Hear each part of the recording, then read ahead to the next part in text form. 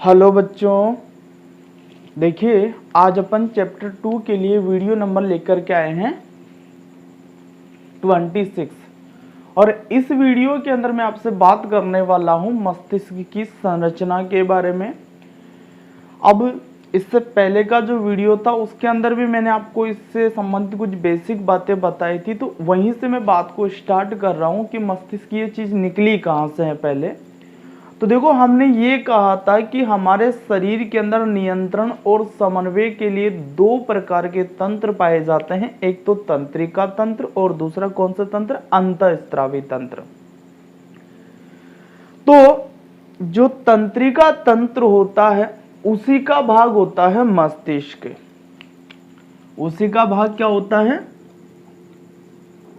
मस्तिष्क। ठीक है, तो पहले मैं आपको तंत्रिका तंत्र के बारे में ही कुछ बातें बता रहा हूं, वो देख लो आप, फिर उसके बाद में अपन सीधा मस्तिष्क के ऊपर चलेंगे। तो देखो, तंत्रिका तंत्र।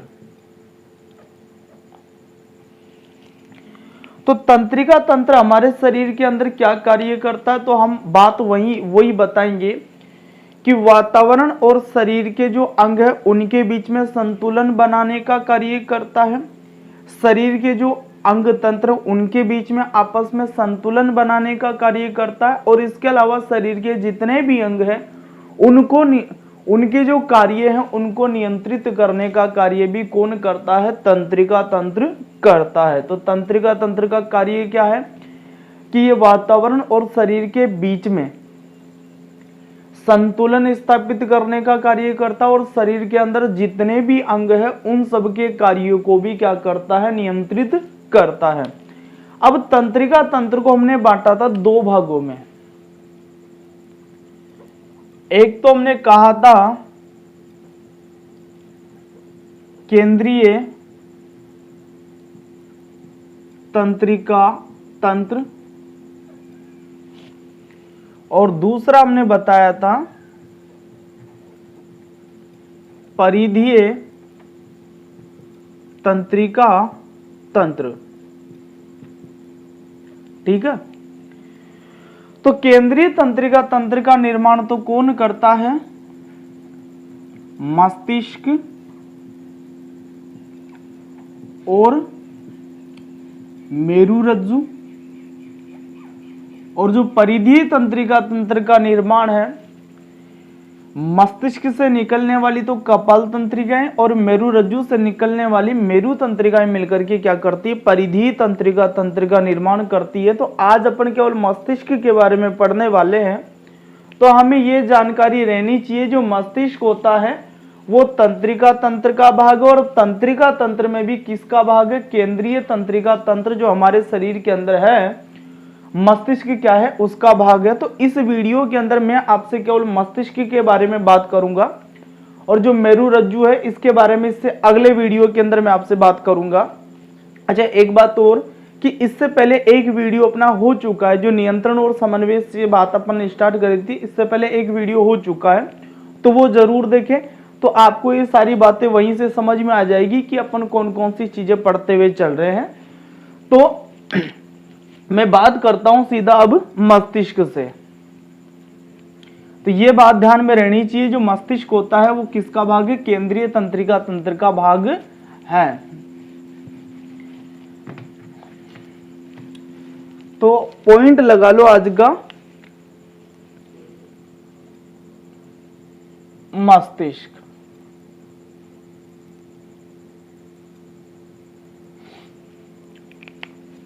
तो देखो, जो मस्तिष्क है वो केंद्रीय तंत्रिका तंत्र का महत्वपूर्ण भाग है। क्योंकि अपन ने पढ़ लिया है भाई ये केंद्रीय तंत्रिका तंत्र का क्या है? भाग है। तो मस्तिष्क क्या है? केंद्रीय तंत्रिका तंत्र का महत्वपूर्ण भाग है।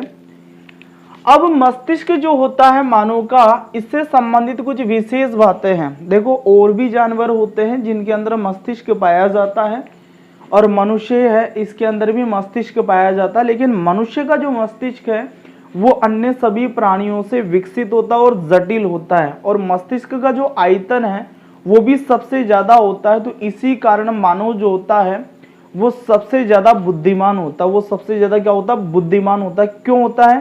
क्योंकि मानव मस्तिष्क की संरचना अन्य प्राणियों के जितने भी मस्तिष्क है उन सबसे अधिक विकसित होती है और जटिल होती है, पहली बात तो यह है। और दूसरी बात यह है कि मनुष्य के मस्तिष्क का जो आयतन होता है वो अन्य प्राणियों की तुलना में अधिक होता है। तो इस वजह से भी जो मानव होता है वो सबसे अधिक बुद्धिमान होता है। तो एक बात तो अपने को याद में रखनी है, मानव मस्तिष्क अन्य प्राणियों की तुलना में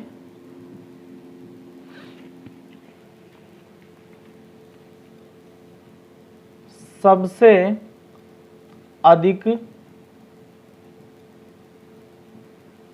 जटिल एवं विकसित होता है, विकसित होता है। पहली बात तो यह ध्यान में रखनी है कि मानव का जो मस्तिष्क अन्य प्राणियों की तुलना में सबसे अधिक जटिल और कैसा होता है, विकसित होता है। दूसरी बात, मानव मस्तिष्क का आयतन अन्य प्राणियों की अपेक्षा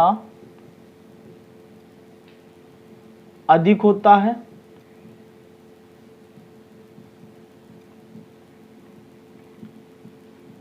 इस कारण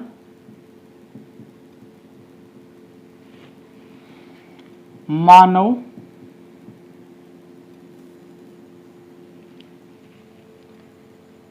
सभी प्राणियों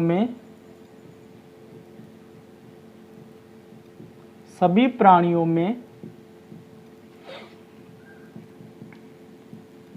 सबसे अधिक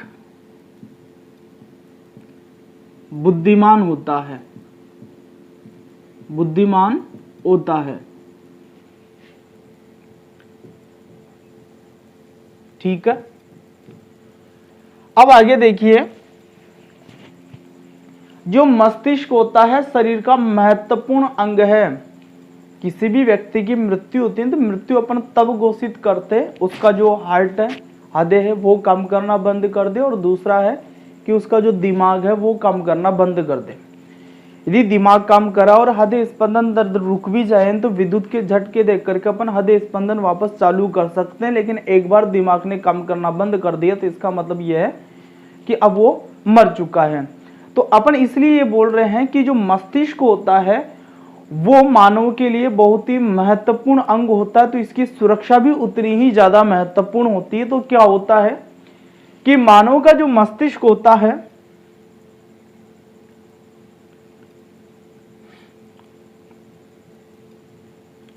कपाल या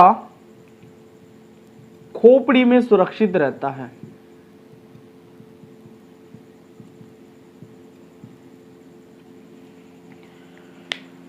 यहां पर क्या है कि हड्डियों से बना एक कवच होता है, आपको यहां डायग्राम दिखाऊंगा अलग से, देखना आप उसको।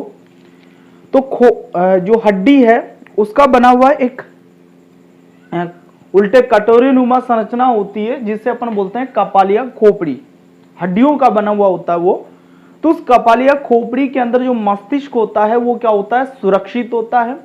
ठीक है, इसके अलावा एक बात और है कि जैसे ये मस्तिष्क आपका, तो ये मस्तिष्क और खोपड़ी है, मस्तिष्क और खोपड़ी के बीच में क्या होता है कि तंतुमय संयोजी ऊतक की झिल्लियां होती है 3।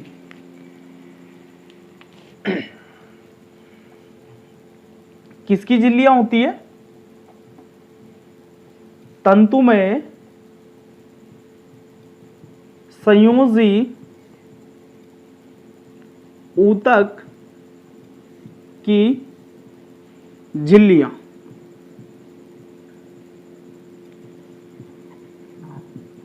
और ये झिल्लियां कितनी होती है? 3 होती है। इन तीनों झिल्लियों को अपन एक साथ मिलाकर के बोलते हैं मस्तिष्क का आवरण।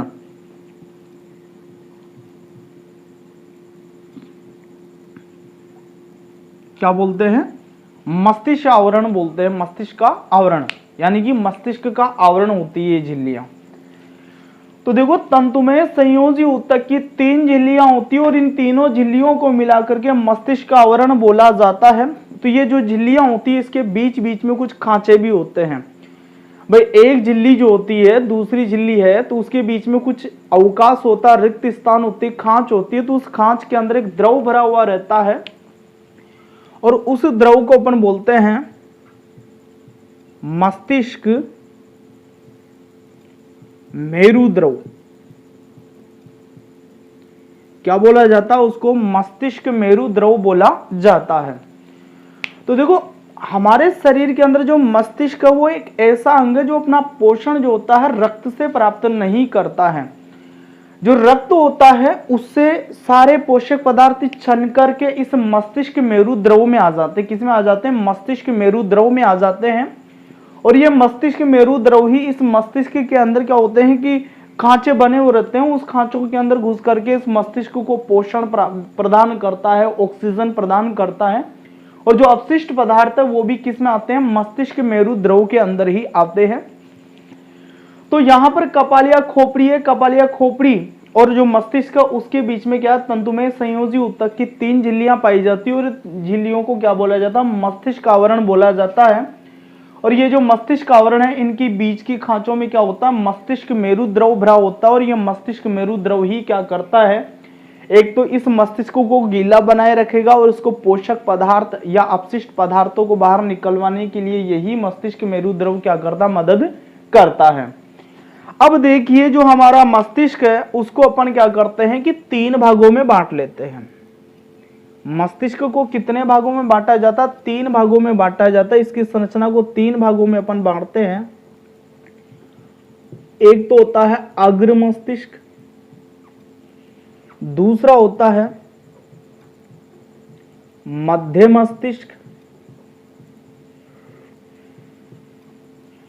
और तीसरा होता है पश्च मस्तिष्क। अग्र मस्तिष्क, मध्य मस्तिष्क और पश्च मस्तिष्क। तो इस चित्र के अंदर मैं आपको ये भागों के नाम अंकित करके बता रहा हूं, देखना। देखो, ये जो आपको वलन दिख रहे हैं रस्सी के समान, इस भाग को तो अपन बोलते हैं प्रमस्तिष्क। प्रमस्तिष्क, ठीक है। इसके बाद में देखो, यहां पर एक भाग और नजर आ रहा है आपको, इससे बोला जाता है थैलेमस। थैलेमस, ठीक है। और देखिए, यहां पर एक उभार आपको लटका हुआ नजर आ रहा है, ये होता है हाइपोथैलेमस।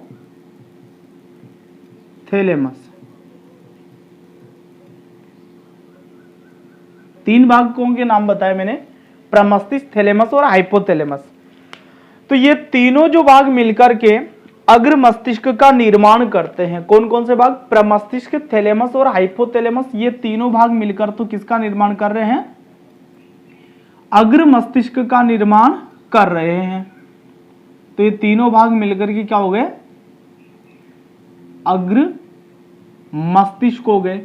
यानी कि जब आप अग्र मस्तिष्क के बारे में पढ़ोगे ना, तो आपको इन तीनों भागों के बारे में क्या होगा? पढ़ना पड़ेगा, ठीक है। इसके बाद में बात करते हैं मध्य मस्तिष्क की।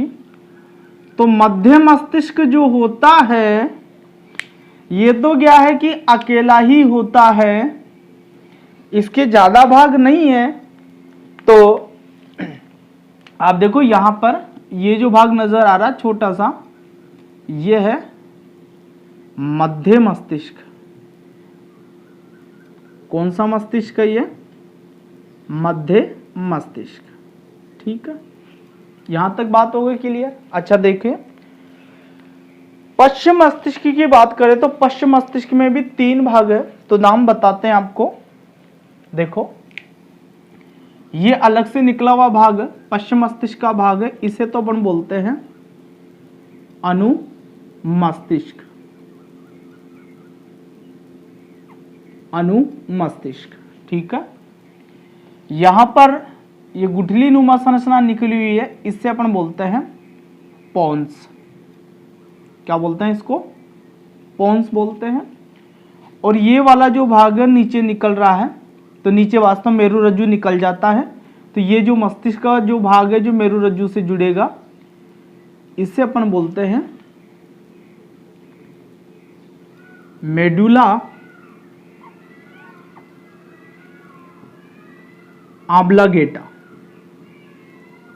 क्या बोला जाता है इसको? मेडुला ऑब्लांगेटा बोला जाता है। मध्यांश भी बोलते हैं इसको, मेडुला ऑब्लांगेटा या मध्यांश इसको बोला जाता है।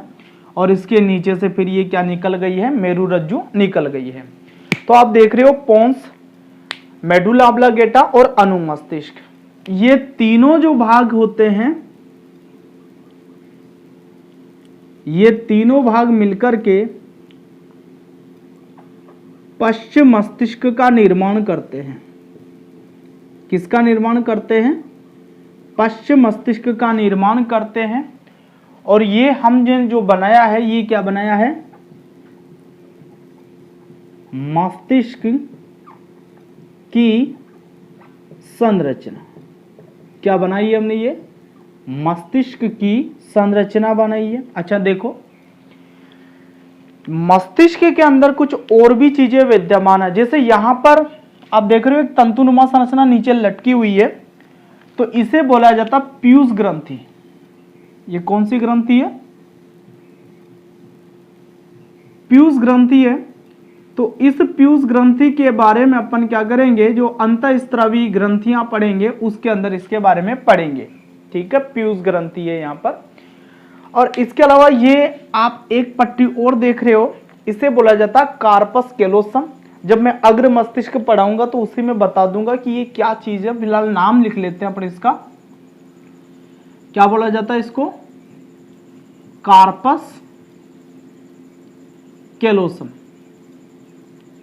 इस पट्टी को क्या बोला जाता है? कार्पस कैलोसम बोला जाता है, जो प्रमस्तिष्क के नीचे है, तो इसे कार्पस कैलोसम बोला जाता है। तो आप अभी क्या देखें, देखो कुछ बातें जो मैंने बताई है मस्तिष्क के बारे में वो देख लो। मानव मस्तिष्क अन्य प्राणियों की तुलना में सबसे अधिक जटिल और कैसा होता है? विकसित होता है। मानव मस्तिष्क का आयतन अन्य प्राणियों की अपेक्षा अधिक होता है, इस कारण सभी प्राणियों में सबसे अधिक क्या होता है? ये बुद्धिमान होता है। मानव मस्तिष्क अस्थियों से बनी कपाल या खोपड़ी के अंदर क्या होता है? सुरक्षित होता है। इसके अलावा मस्तिष्क के बाहर की ओर खोपड़ी और मस्तिष्क के बीच में क्या होता है कि तंतुमय संयोजी ऊतक की 3 झिल्लियां पाई जाती है, और इन तीनों झिल्लियों को मिलाकर के क्या बोला जाता है? मस्तिष्क आवरण बोला जाता है। और जो मस्तिष्क आवरण होता है उसकी खांच में मस्तिष्क मेरु द्रव होता है, जो मस्तिष्क को गीला बनाए रखता है, इसको पोषण प्रदान करता है, ठीक है। अब मस्तिष्क की संरचना को अपन ने 3 भागों में बांटा, अग्र मस्तिष्क, मध्य मस्तिष्क और पश्चिम मस्तिष्क। तो देखो अग्र मस्तिष्क में प्रमस्तिष्क, थैलेमस और हाइपोथैलेमस, ये तीनों भाग मिलकर तो अग्र मस्तिष्क का निर्माण कर रहे हैं। मध्य मस्तिष्क अकेला ही है यहाँ पर। और पश्चिम मस्तिष्क में पोन्स, मेडुला ऑब्लांगेटा और अनुमस्तिष्क, ये तीनों भाग मिलकर के किसका निर्माण कर रहे हैं? पश्चिम मस्तिष्क का निर्माण कर रहे हैं। तो इतनी बातों का आप नोट करो, डायग्राम को बनाओ। उसके बाद में मैं एक एक मस्तिष्क का भाग लूंगा, पहले अग्र मस्तिष्क, फिर मध्य मस्तिष्क, फिर पश्चिम मस्तिष्क। तो इतनी बातों को नोट करो पहले, फिर आगे बढ़ते हैं अपन। तो अब अपन बात करते हैं मस्तिष्क के प्रथम भाग की, जिसे अपन ने क्या बोला है? अग्र मस्तिष्क।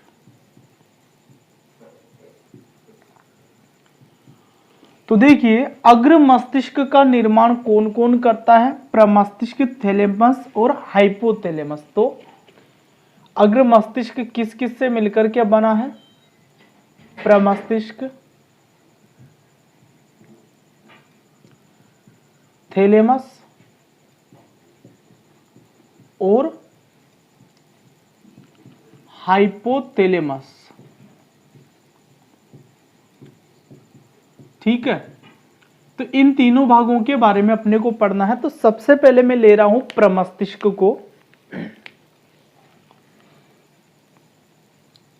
प्रमस्तिष्क,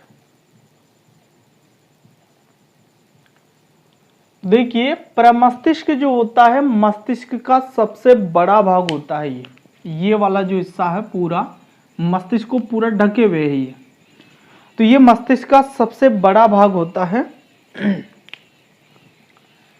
तो प्रमस्तिष्क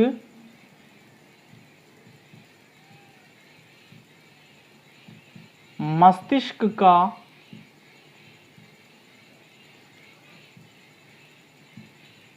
सबसे बड़ा भाग होता है।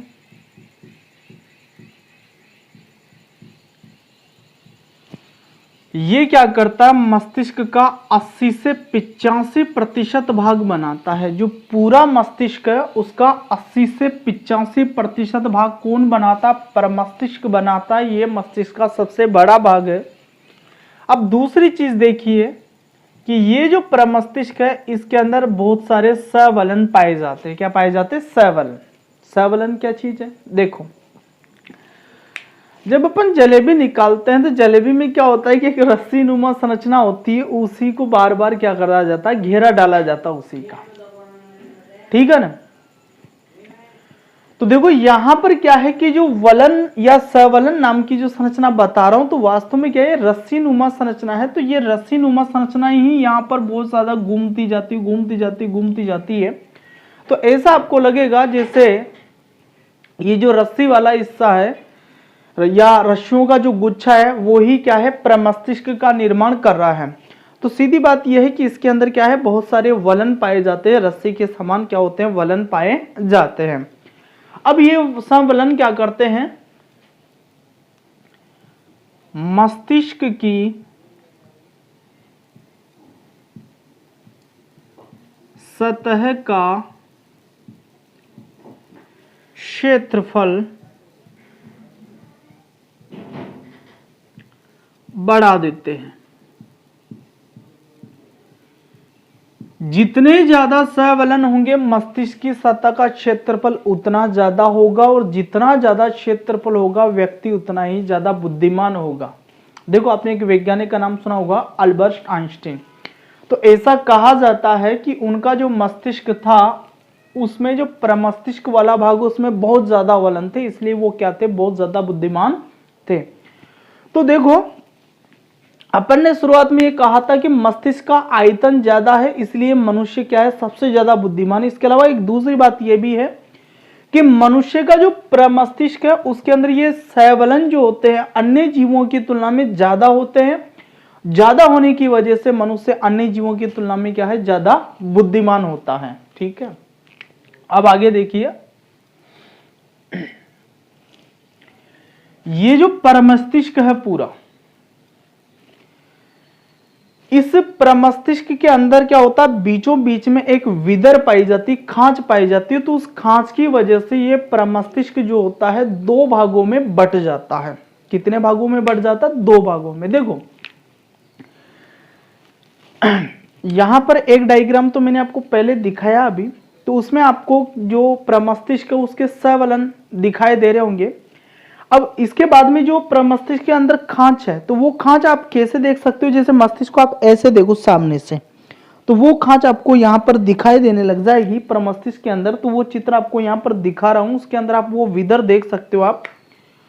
तो जो प्रमस्तिष्क है उसके अंदर क्या होता है, एक लंबा विदर या खांच पाई जाती है, और ये विदर या खांच क्या करती है, प्रमस्तिष्क को दो गोलार्धों के अंदर बांट देती है। कितने गोलार्धों के अंदर बांट देती है, दो गोलार्ध के अंदर बांट देती है, यानी कि दो आधे गोले बन जाते हैं इसके अंदर।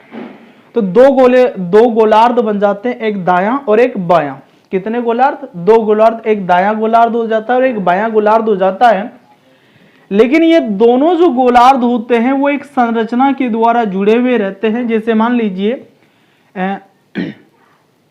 ऐसे होता है, ये ऐसे, तो ये गोलार्ध तो ये हो जाएगा, एक गोलार्ध दिए और एक गोलार्ध दिए। अब इन दोनों को एक संरचना जोड़ती है, दोनों में वो संरचना कॉमन होती है। इस संरचना को अपन बोलते हैं corpus callosum. Corpus callosum, callosum.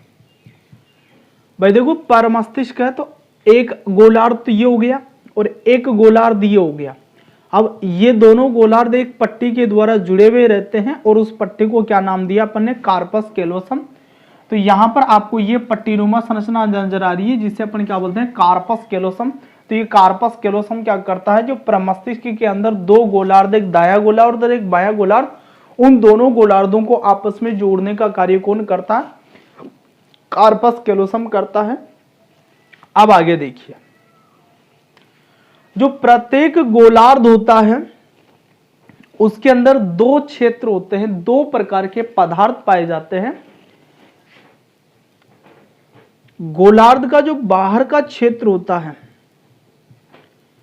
तो बाहर का जो क्षेत्र होता है वो धूसर रंग का होता है, धूसर पदार्थ का बना होता है। ग्रे मैटर किसका बना होता है, धूसर पदार्थ का बना होता है। और जो अंदर का क्षेत्र होता है, अंदर का क्षेत्र जो होता है वो श्वेत पदार्थ का बना होता है। कौन से पदार्थ का बना होता है, श्वेत पदार्थ का बना होता है, व्हाइट मैटर। ठीक है, तो ये जो बाहर का क्षेत्र है धूसर पदार्थ का बना हुआ, ग्रे मैटर का बना हुआ, इस बाहर के क्षेत्र को तो अपन बोलते हैं कोर्टेक्स या वल्कूट, कोर्टेक्स या वल्कूट। और ये अंदर का जो क्षेत्र है जो श्वेत पदार्थ का बना हुआ है, इस अंदर के क्षेत्र को बोला जाता है मध्यांश या मेडुला, मध्यांश या मेडुला। तो देखिए जो बाहर का क्षेत्र, इसमें तंत्रिका कोशिकाएं ज्यादा होती है। देखो मस्तिष्क किसका बना होता है, तंत्रिका कोशिकाओं का बना होता है, क्योंकि पूरा तंत्रिका तंत्र ही तंत्रिका कोशिकाओं का बना हुआ है। तो ये बाहर का क्षेत्र जो धूसर पदार्थ का बना हुआ है, इसमें तंत्रिका कोशिकाएं ज्यादा मात्रा में पाई जाती है। अंदर के क्षेत्र के अंदर क्या होता है, तंत्रिका कोशिकाएं कम मात्रा में पाई जाती है। तो इस बाहर के क्षेत्र में तंत्रिका कोशिकाएं ज्यादा मात्रा में पाए जाने के कारण ही इसका रंग धूसर या ग्रे होता है। कैसा होता है इसका रंग, धूसर या ग्रे रंग का इसलिए होता है क्योंकि इसके अंदर से क्या होती है, ज्यादा मात्रा में तंत्रिका कोशिकाएं निकलती हैं। ठीक है, अच्छा अब देखिए जो प्रमस्तिष्क है उसके अंदर क्या होता है कि ज्ञान, चेतना,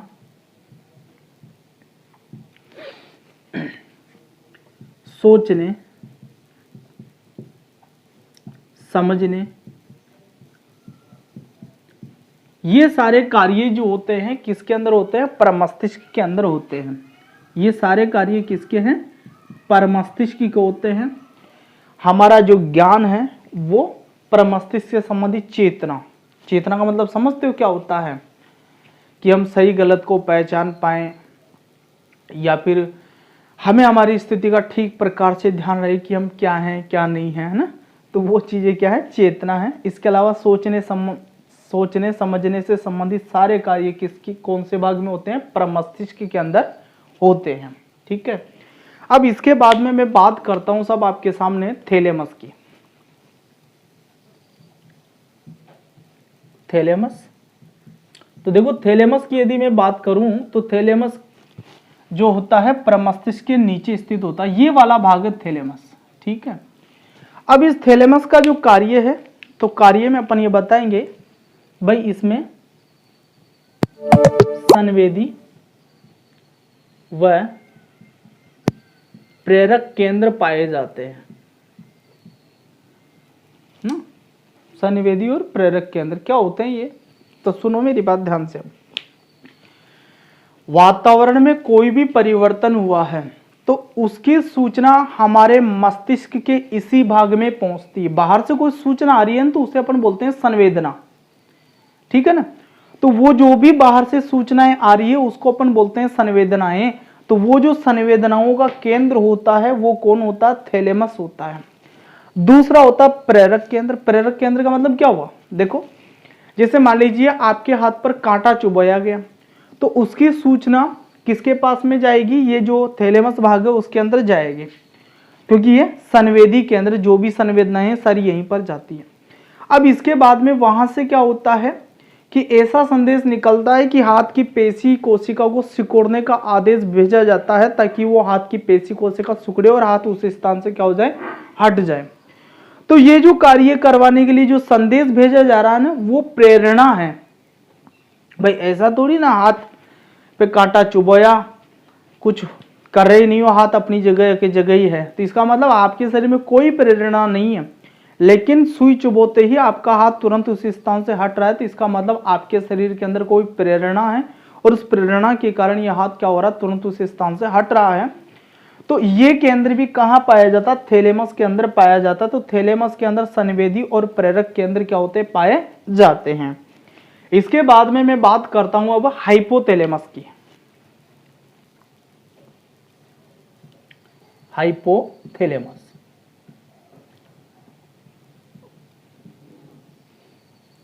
तो देखो हाइपोथैलेमस क्या चीज है। देखिए, ये थैलेमस और इस थैलेमस का पूरा नीचे का जो भाग है ना, इस थैलेमस के नीचे का जो आधार भाग है ना, ये कहलाता डाइएनसेफेलन। डाइएनसेफेलन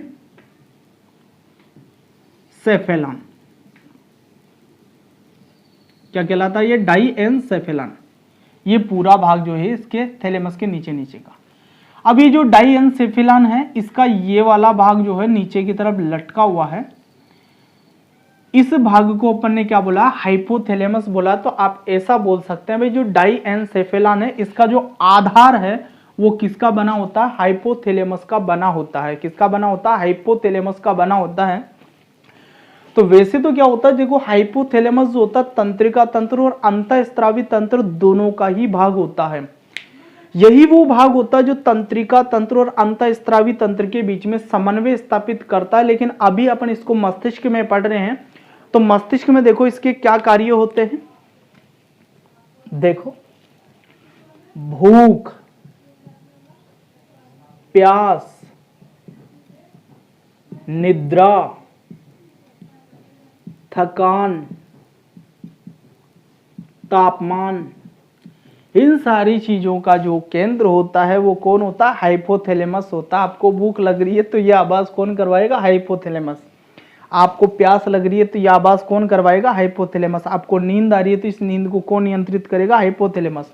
यदि मान लीजिए आपको पढ़ते हुए नींद आ रही है ना, तो आप ये मान जाओ कि आपका जो हाइपोथैलेमस है वो आपको क्या करना चाह रहा है? सुलाना चाह रहा है।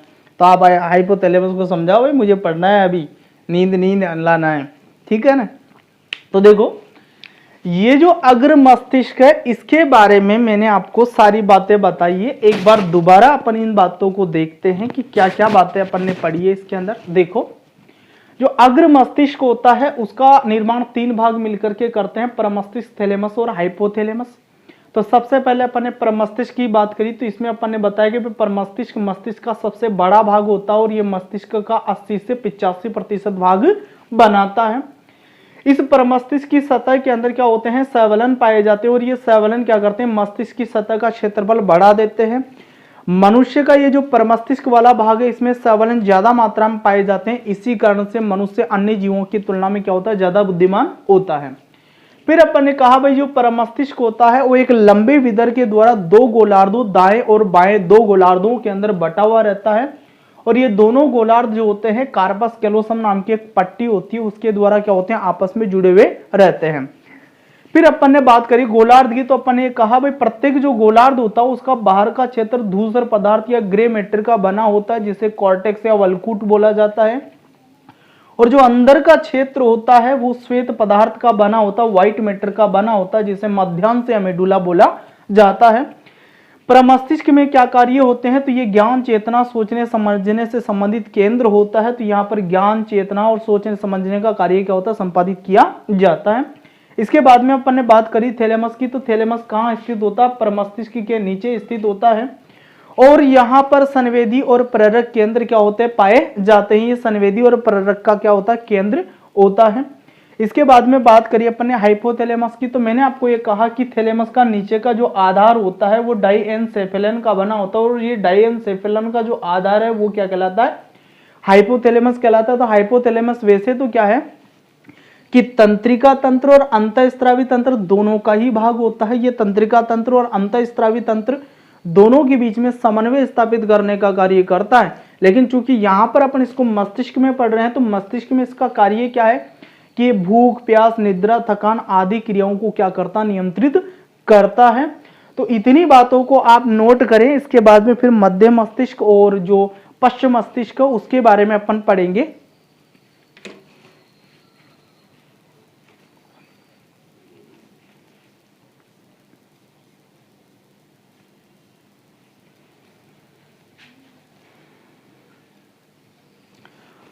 हाँ, तो मिटाता हूं मैं।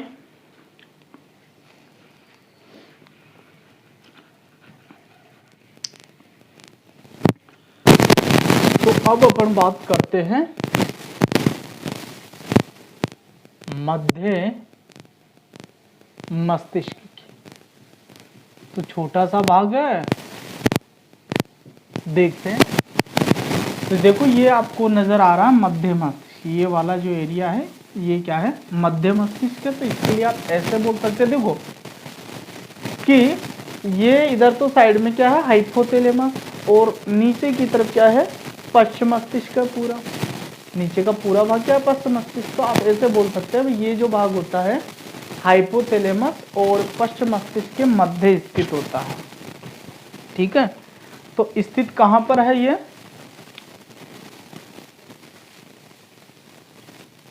हाइपोथैलेमस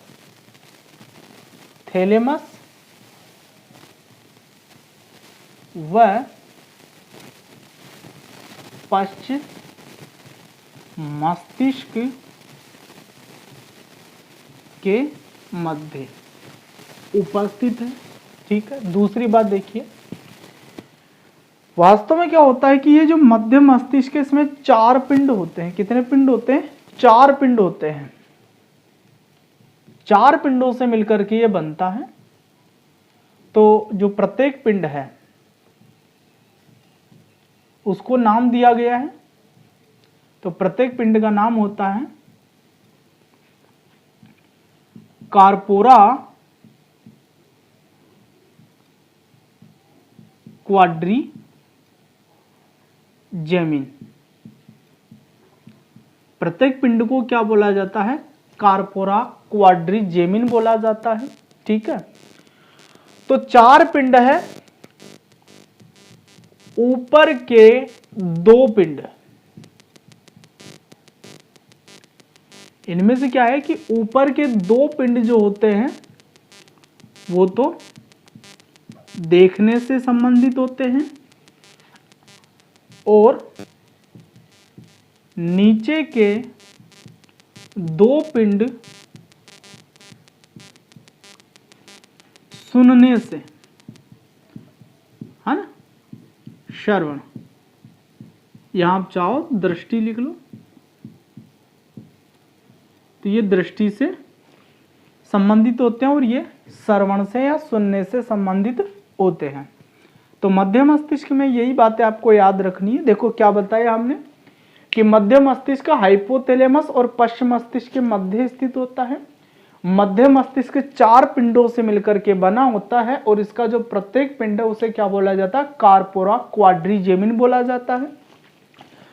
तो देखो कान और आंखें, इन दोनों में से ऊपर कौन है, यदि आप देखोगे ढंग से तो आपको आंखें ऊपर नजर आएगी और जो कान है वो नीचे नजर आएगा। तो ऐसा ही आपको याद रखना है कि ऊपर के 2 पिंड तो देखने से या दृष्टि से संबंधित है और नीचे के 2 पिंड जो है वो श्रवण से या सुनने से क्या होते हैं, संबंधित होते हैं। तो वही बात आपको बतानी है कि ऊपर के 2 पिंड देखने से या दृष्टि से संबंधित होते हैं और नीचे के दो पिंड सुनने या श्रवण से संबंधित होता है। मतलब यहाँ पर यही कार्य होता है कि यहाँ पर सुनने और देखने से संबंधित क्या होते हैं, केंद्र पाए जाते हैं। सुनने और देखने की जो क्रिया है वो मध्य मस्तिष्क के द्वारा नियंत्रित होती है। तो इन बातों को नोट करो। फिर अपन पश्चिम मस्तिष्क के बारे में पढ़ते हैं।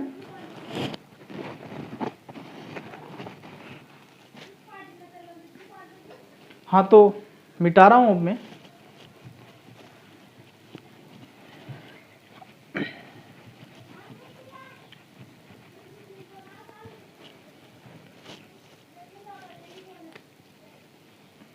तीसरा भाग ले लेते हैं मस्तिष्क का, पश्चिम मस्तिष्क। तो पश्चिम मस्तिष्क का निर्माण 3 भागों से हो रहा है। देखो, अनुमस्तिष्क, मेडुला ऑब्लांगेटा और पोन्स। तो इसमें तीनों भागों के बारे में अपने को पढ़ना है। तो पहले मैं अनुमस्तिष्क को उठाता हूं, है ना भाई। पश्चिम मस्तिष्क 3 भागों से मिलकर के बना हुआ है, अनुमस्तिष्क, मेडुला ऑब्लांगेटा और पोन्स। तो सबसे पहले अपन अनुमस्तिष्क की बात करते हैं। अनुमस्तिष्क, तो देखो इसमें पहली बात क्या है कि ये मस्तिष्क का दूसरा बड़ा भाग होता है अनुमस्तिष्क। ये वाला जो भाग है इधर साइड में निकला हुआ, अलग ही इसकी सतह है।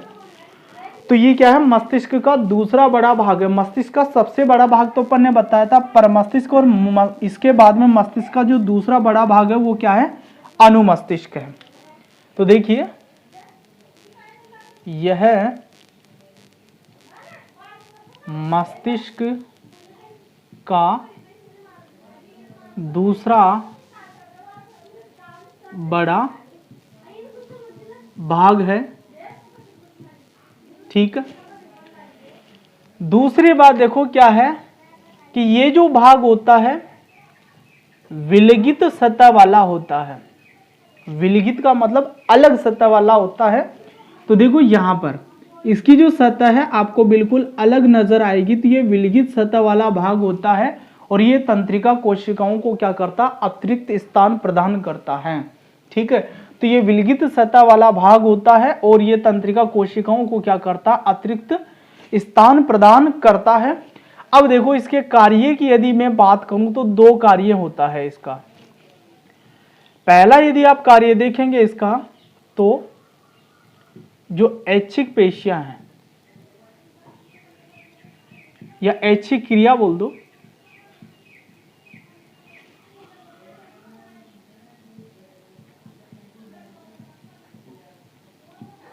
तो ये क्या करता है, जो ऐच्छिक पेशियां होती है उन पर नियंत्रण रखता है। और दूसरा जो कार्य होता है इसका, संतुलन बनाना होता है। शरीर का जो संतुलन होता है वो बनाने का कार्य करता है। देखो हमारे शरीर के अंदर 2 प्रकार की पेशियां होती है।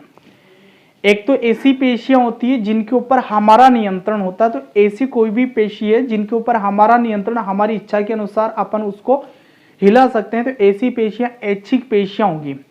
जैसे हाथ पैर को अपन हिला सकते हैं अपनी मर्जी से, है ना। तो क्या होगा, ये इसके हाथ के अंदर जो पेशियां हैं वो कौन सी पेशियां, ऐच्छिक पेशियां हैं।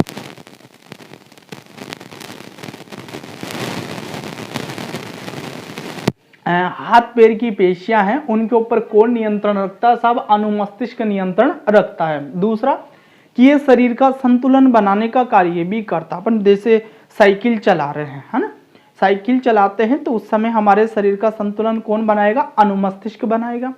या फिर जैसे मान लीजिए आप बिल्कुल सीधी रेखा में चलना चाह रहे हो, है ना, बिल्कुल सीधी रेखा में, तो उस समय शरीर का संतुलन कौन बनाएगा, अनुमस्तिष्क बनाएगा। जो व्यक्ति शराब का सेवन करते हैं तो उनका अनुमस्तिष्क वाला भाग प्रभावित होता है और इसी वजह से उनका जो संतुलन है वो क्या हो जाता है, खराब हो जाता है। तो अपन ने बात कर ली अनुमस्तिष्क की, ठीक है। ऐच्छिक पेशियां आप जानते ही हो, जैसे हाथ पैर की पेशियां, और संतुलन बनाना आप समझ ही गए, जैसे साइकिल चलाते समय संतुलन बनाना है या फिर सीधी रेखा में चलते समय संतुलन बनाना है, ठीक है। इसके बाद में अपन बात करते हैं साहब मेडुला ऑब्लांगेटा की, है ना। चलो बीच में पहले पोन्स की बात करेंगे अपन, तो पोन्स की बात मैं बाद में करूंगा, अभी रुक जाइए आप। अपन बात करते हैं पहले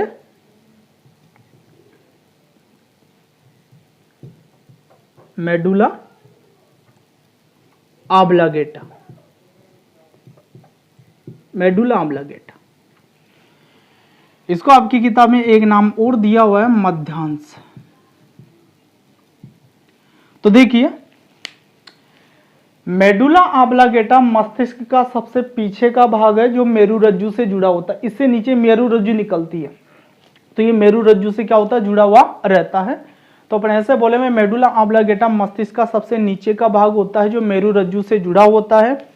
और इसके अंदर क्या होता है कि अनैच्छिक पेशियों का नियंत्रण होता है। कौन सी पेशियों का नियंत्रण होता है? अनैच्छिक पेशियों का नियंत्रण होता है इसमें। किसका? अनैच्छिक पेशियों का। अनैच्छिक पेशियां ऐसी पेशियां हैं जिनके ऊपर हमारा नियंत्रण नहीं होता है, हमारी मर्जी नहीं चल सकती है उनके ऊपर। जैसे कुछ क्रियाओं के मैं आपको नाम बता रहा हूं जिनके अंदर ये जो अनैच्छिक पेशियां हैं वो भाग लेती है। जैसे रक्तदाब, रक्तदाब या रक्तचाप, है ना, हृदय स्पंदन, हृदय स्पंदन, है ना। ऐसा ही जैसे पाचन की क्रिया हो सकती है आपके, पाचन की क्रिया। तो ये जो सारी क्रियाएं हैं, इन क्रियाओं को अपन बोलते हैं अनैच्छिक क्रियाएं, अनैच्छिक क्रियाएं बोलते हैं इनको। और ये अनैच्छिक क्रिया के अंदर जो पेशियां भाग ले रही है उनको अपन क्या बोलेंगे? अनैच्छिक पेशियां बोलेंगे। अब जैसे रक्तदाब है किसी का, मान लीजिए रक्तदाब है, मैं चाहूं भाई मेरा रक्तदाब मैं कम कर लूं मेरी मर्जी से, तो पॉसिबल है क्या? नहीं है वो पॉसिबल चीज, है ना। ठीक इसी प्रकार हृदय स्पंदन है, अपन चाहे भाई हमारा हृदय को तो अपन जोर से धड़का ले या बिल्कुल धीरे कर लें, तो पॉसिबल नहीं है वो, क्योंकि हमारी मर्जी के ऊपर डिपेंड नहीं है वो, हृदय अपने आप धड़कता रहेगा। ऐसे पाचन की क्रिया है, अपन ने भोजन को निगल लिया, निगलने के बाद में भोजन का क्या होना है ये कौन निर्धारित करेगा? मेडुला ऑब्लिगेटा निर्धारित करेगा, उसके ऊपर हमारा नियंत्रण नहीं है। हो सकता है भोजन को निगलने के बाद में उल्टी हो जाए, तो उल्टी होने की क्रिया भी क्या है? एक प्रकार की अनैच्छिक क्रिया है। भोजन का जो पाचन हो रहा है वो भी एक प्रकार की क्या है? अनैच्छिक क्रिया है। तो इन क्रियाओं के अंदर जो पेशियां भाग लेगी ना, वो कौन सी पेशियां होगी? अनैच्छिक पेशियां होगी। तो आप ऐसे भी बोल सकते हो मेडुला ऑब्लिगेटा अनैच्छिक पेशियों पर नियंत्रण करता है, या आप ऐसे भी बोल सकते हो मेडुला ऑब्लिगेटा अनैच्छिक क्रियाओं पर क्या रखता है? नियंत्रण रखता है। अब मैं बात करूंगा पोन्स की, मैंने बीच में क्यों लटकाया इसको ध्यान से समझना। ये वाला भाग है पोन्स, यहां दिख रहा है आपको, ये वाला भाग पोन्स है। नीचे की तरफ क्या है? क्या है? पश्चिम मस्तिष्क है। ऊपर की तरफ क्या है? मध्य मस्तिष्क है ना। तो आप ऐसा बोल सकते हैं कि ये जो पोन्स होता है मस्तिष्क के अन्य भागों को आपस में जोड़ने का कार्य करता है। तो एक बात तो ये हो गई कि मस्तिष्क के अन्य भागों को आपस में जोड़ने का कार्य करता है, कार्य करता है। अब मैं आपको ये कह रहा हूं कि अनुमस्तिष्क क्या करता है? जो ऐच्छिक पेशियां या ऐच्छिक क्रियाएं हैं उन पर नियंत्रण रखता है, और मेडुला ऑब्लिगेटा अनैच्छिक क्रियाओं या अनैच्छिक पेशियों पर नियंत्रण रखता है। तो पोन्स इन दोनों के बीच में है, ये अनुमस्तिष्क है और ये मेडुला ऑब्लिगेटा, पोन्स इन दोनों के बीच में पड़ा हुआ है। तो पोन्स ऐसे भागों पर नियंत्रण रखता है जहां पर ऐच्छिक और अनैच्छिक दोनों प्रकार की पेशियां पाई जाती है। जैसे मैं सांस ले रहा हूं, स्वतः ही चल रही है ना श्वसन की क्रिया, लेकिन मेरी मर्जी है कि मैं थोड़ी देर के लिए सांस रोकूं। रोक सकता हूं क्या? रोक सकता हूं। यानी कि यहां पर क्या है कि ऐच्छिक पेशियां और अनैच्छिक पेशियां दोनों प्रकार की पेशियां हैं। तो कुछ क्रियाएं हमारे शरीर के अंदर ऐसी है जो अनैच्छिक और ऐच्छिक दोनों प्रकार की हो सकती हैं। कुछ समय के लिए हम उस क्रिया के ऊपर क्या रख सकते हैं? नियंत्रण रख सकते हैं। तो ऐसी कोई भी जगह है उस पर कौन नियंत्रण रखता है? पोन्स नियंत्रण रखता है। तो जैसे एक तो अपन ने उदाहरण दे दिया श्वसन, ठीक है। एक में दे रहा हूं पलकों का झपकना, पलके झपक रही है, स्वतः ही झपकती रहती है, लेकिन जब अपना ध्यान जाता है ना कि यार ये झपक रही है, अपन इसको रोकें तो रोक भी सकते हैं ना। तो पलकों का झपकना,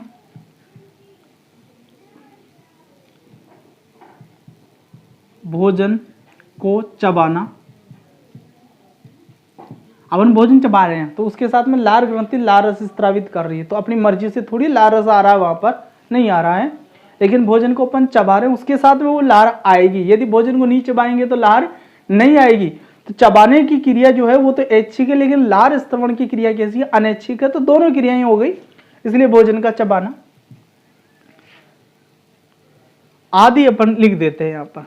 तो बात समझ में आ गई होगी मेरी कि इसको मैंने बीच में क्यों टाका है, क्योंकि ये दोनों के बीच का हो गया। तो पौंस मस्तिष्क के अन्य भागों को आपस में जोड़ने का कार्य करता है, और यहाँ पर श्वसन, पलकों का झपकना, भोजन को चबाना आदि क्रियाएं क्या होती है, नियंत्रित होती है। इन क्रियाओं को पर कौन नियंत्रण रखता, पौंस नियंत्रण में रखता है। तो अब अपन पश्चिम मस्तिष्क के बारे में भी पढ़ चुके हैं। तो पश्चिम मस्तिष्क के बारे में अपन ने क्या बताया भाई, अनुमस्तिष्क जो इसके तीन भाग, पश्चिम मस्तिष्क के तीन भाग होते हैं, अनुमस्तिष्क, पोन्स और मेडुला ऑब्लांगेटा या मध्यांश। तो सबसे पहले अनुमस्तिष्क की बात करी मैंने, तो यह मस्तिष्क का दूसरा बड़ा भाग होता है, और इसकी सतह कैसी होती है, विलगित होती है, अलग होती है, और ये क्या करता है, तंत्रिका कोशिकाओं को अतिरिक्त स्थान प्रदान करता है ना। इसके कार्य क्या है, ये एक तो ऐच्छिक पेशियों का नियंत्रण करता है या ऐच्छिक क्रियाओं का नियंत्रण करता है, जैसे हाथ पैर को हिलाना, और दूसरा ये शरीर का संतुलन बनाने का कार्य करता है, जैसे साइकिल चलाते समय शरीर का संतुलन बनाना, सीधी रेखा में चलते समय शरीर का संतुलन बनाना। इसके बाद में अपन ने बात करी पोंस की, तो पोंस मस्तिष्क के अन्य भागों को आपस में जोड़ने का कार्य करता है।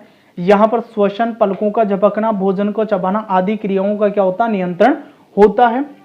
तीसरी बात है मेडुला ऑब्लांगेटा या मध्यांश। तो अपन ने इसके लिए क्या कहा कि जो मेडुला ऑब्लांगेटा होता है, ये मस्तिष्क का सबसे पीछे का भाग होता है, जो मेरु रज्जु से क्या होता है, जुड़ा हुआ रहता है, और ये क्या करता है, अनैच्छिक पेशियों या अनैच्छिक क्रियाओं के ऊपर नियंत्रण रखता है। अनैच्छिक क्रियाओं के अंदर जैसे रक्तदाब या रक्तचाप, यहाँ गलत लिख दिया था मैंने, रक्तचाप, ठीक है। हृदय स्पंदन, पाचन की क्रिया आदि के ऊपर क्या रखता है, ये नियंत्रण रखता है। तो ये अनैच्छिक क्रियाओं के मैंने क्या दिया, आपको उदाहरण दिए। तो आप पश्चिम मस्तिष्क वाली ये जो बातें हैं इनको भी नोट करो।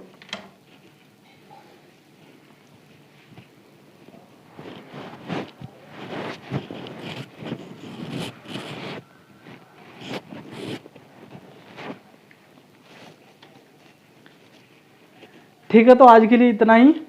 फिर अगला जो अपना वीडियो आएगा उसके अंदर अपन मेरु रज्जु के बारे में पढ़ेंगे, जो इससे नीचे निकली हुई संरचना है मेरु रज्जु, उसके बारे में पढ़ेंगे। तो एक चीज ध्यान रखो भी, जो आपके समझ में आ रहा है या नहीं आ रहा है, जैसा भी आपको लगता है कमेंट करके जरूर बताएं कि कैसा आपको लग रहा है।